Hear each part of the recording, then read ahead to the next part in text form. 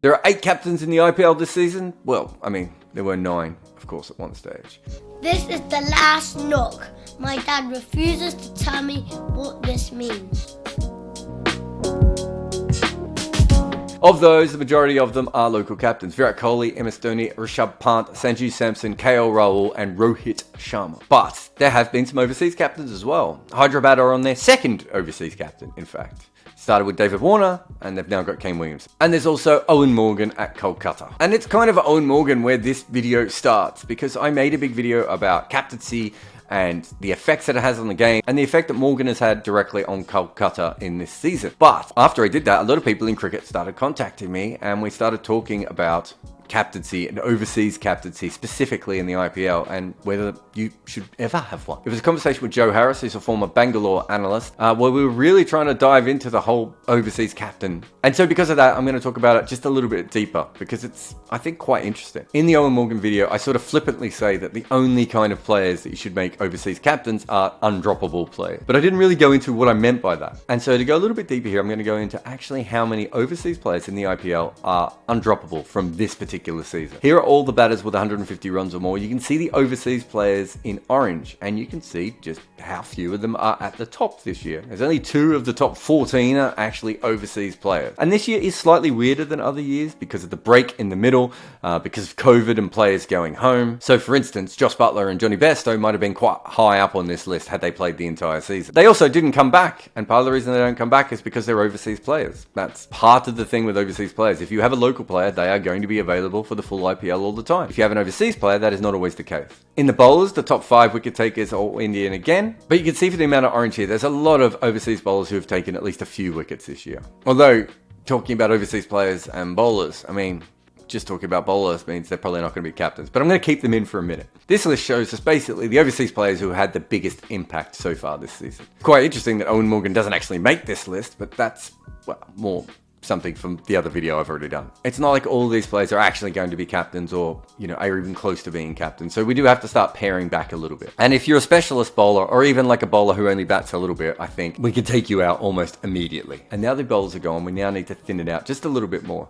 So we're going to take out a few extra players here, like players who've been dropped in the last year or for whatever reason haven't actually played the full season other than injury. So let's have a look at what we have left. This was a pretty long list when we started. We're already down to not many players, but I'm going to be a lot stricter here in specifically how I look at these players, because as I said before, I'm looking for undroppable. I'm looking for automatic picks, and not all of these players are. So let's just go through them quickly. Andre Russell isn't, mostly because of his knees and all the other injuries. He's probably very close to undroppable as an actual talent, but he's not always going to play, which makes it very hard to actually pick him as a captain. Also, he's batting and bowling so much. Do they really want to give him the extra thing? I think they just want to play him and rest him when they want, and they won't be able to do that if he's captain. So he's off the list.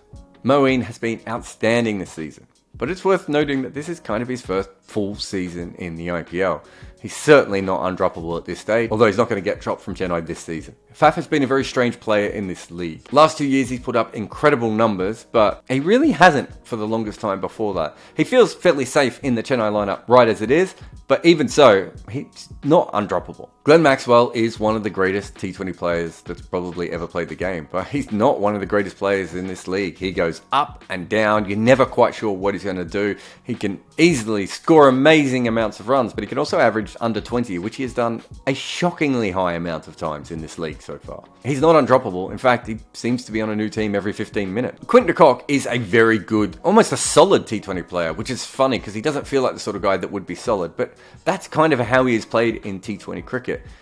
But I don't think he's an automatic pick from Mumbai. In fact, they have Ishan Kishan. If Ishan Kishan was in really good form this year, with Quinton de Kock struggling to score very quickly in most of his games, there's a possibility that Quinton de Kock might have lost his spot to Ishan Kishan. And 3 years back, he was struggling to get a game. Certainly not undroppable. So on this list, we have 4 undroppable players, and one of them can't be captain just because you need to be able to rest him a lot. So we're down to 3 people who I say could be captains of IPL teams as an overseas. Rashid Khan probably isn't going to...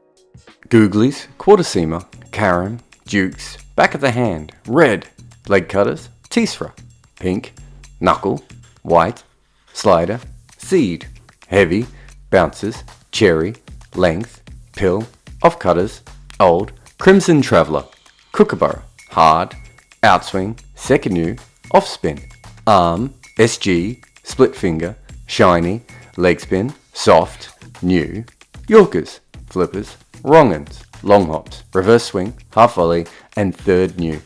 These are just some of the names we use for balls in cricket. Well, Manscaped wants you to be as proud of your balls as you are of the ones delivered by your favourite cricketer. Manscaped just launched their 4th generation trimmer, the Lawnmower 4.0. Join over 2 million men worldwide who trust Manscaped with this exclusive offer, 20% off and free worldwide shipping. Insert the code REDINKA at manscaped.com. I've actually used this, not just something that I'm hawking for fun, and I got to admit, I thought it was a bit silly, and then I went down there, and it was exceptional. I honestly feel I could bowl outswing with one nut and inswing with the other. So get 20% off and free worldwide shipping with the code REDINKA at manscaped.com. Manscaped, for the man who cares about his balls as much as the ones out in the middle.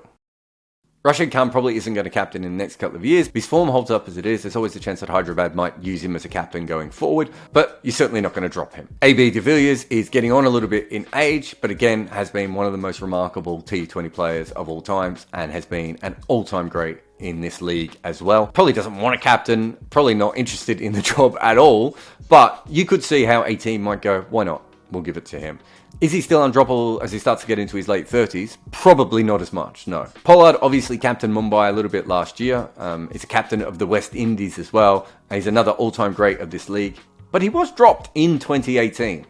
His form since then probably makes him more undroppable again. He's maybe more on the fringes of being undroppable compared to Rashid, AB, and Dre Ross. So these are our safest overseas candidates to lead a side in this league. I would rate everyone else a risk. In fact, based on what has happened this season, I think it's even riskier than I originally thought it was. This league is not really set up for an overseas player to be a captain. Because of the 4 overseas player rule, it just makes it very tough.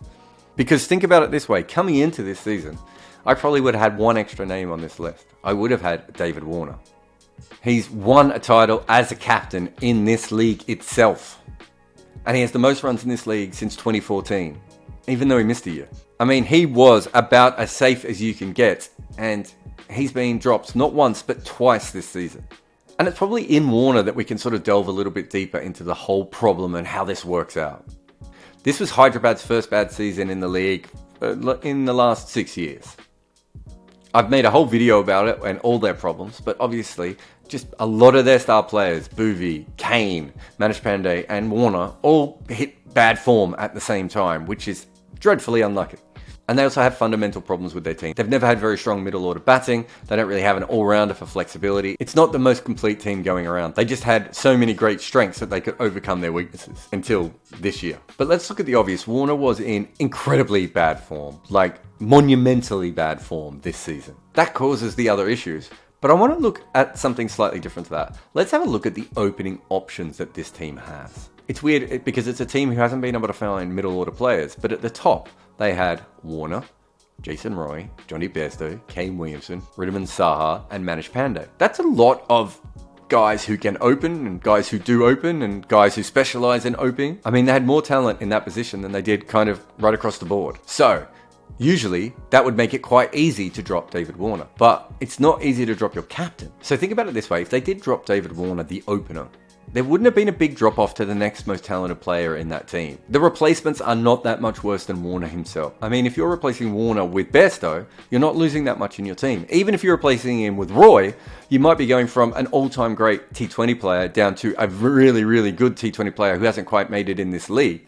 There's still not that big of a jump between those two. And this is a really important thing to note. Let's swing over to Rajasthan for a moment. Their captain, Sanju Samson, is in great form and is obviously not about to be dropped. Let's imagine he was in poorer form though. In order to replace Samson in the 11, you would have to pick from one of the following players. Lomror, who's now already in the team. Dubé, who's already been dropped and has never quite made it as a top batter in this league. And Jarrod is a young player who hasn't quite had many games yet. Think about the Warner substitutes and compare them to this. It's going to be incredibly rare to ever have a situation where your Indian captain can be replaced by someone anywhere near the same level of accomplishment, skill, talent, anything. That's not the case with the overseas player. Let's be friendly to Sanju Samson and say at the moment he's a 9 out of 10 player in this league. None of the replacements I just mentioned are worth more than 5 out of 10. And let's say at his peak, Warner was a 10 out of 10 player in this league. Well, his replacements could be Williamson or Bairstow, who are both probably 8s in this league, or Roy, who's a 7. And it's the same for Owen Morgan at Kolkata. If you're being really friendly to Owen Morgan,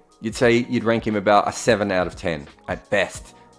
As a number 4 or number 5 in this league. And his potential replacements are Seifert, Cutting, and Shakib. They're probably all between 4s and 6s, you would guess. Again, not a big drop-off. The gap in talent between an overseas player in the team and an overseas player out the team is usually way smaller than a local player in and out the team. And so that means there are 2 major parts to this. Now, your local captain might lose form just as much as Warner or Morgan have this season. I mean, that's going to happen. T20 is a format where form just fluctuates wildly, and these seasons are ridiculously small. But the local player is just not likely to be replaced because chances are if you're a local player, you're just not going to be dropped no matter how poor a season you've had unless everything is going wrong with the team. If you're good enough to be a local player and a captain, you're probably going to be an automatic selection all the way through the season. Or at the very least, very close to it. There just isn't going to be a player on the bench who's going to be able to replace you in that way. It means that the captain is more likely to see the season out.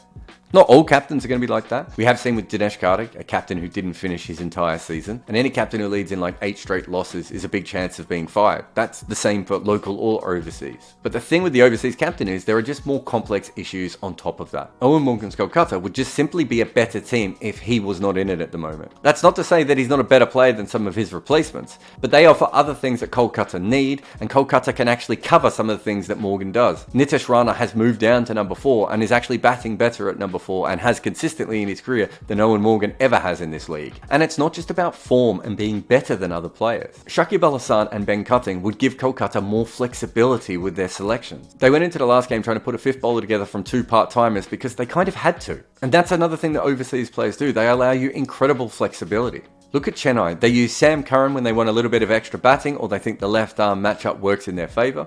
If they need a really good power play bowler, Josh Hazlewood can come in. And when they want depth and a little bit of extra hitting at the end, they've got Dwayne Bravo. That gives them 3 completely different looking teams. That's kind of how overseas players should work. They should be able to change things up. And when your local players aren't doing the job, you can completely change your lineup with your overseas players without losing that much. Outside of the absolute legends, they should just be filling in vacant holes or giving you flexibility from game to game. So the minute you pick a standard overseas player as your captain, you're losing out on that flexibility. That doesn't mean that you won't win the title with one, and that has certainly happened before. But you need to factor in that just by picking an overseas captain, the minute you have them in your side, you may not be able to put out your best 11 for each individual game and for each individual matchup and for each individual pitch. There are some teams who will still think that's worth it and they'll still go for it. And there are others that won't. But I think it's just important to know that anytime you pick an overseas captain, there is this a huge added risk that you don't get with a local captain. This league is designed to be different for local players and overseas players, and this is just one way it plays out.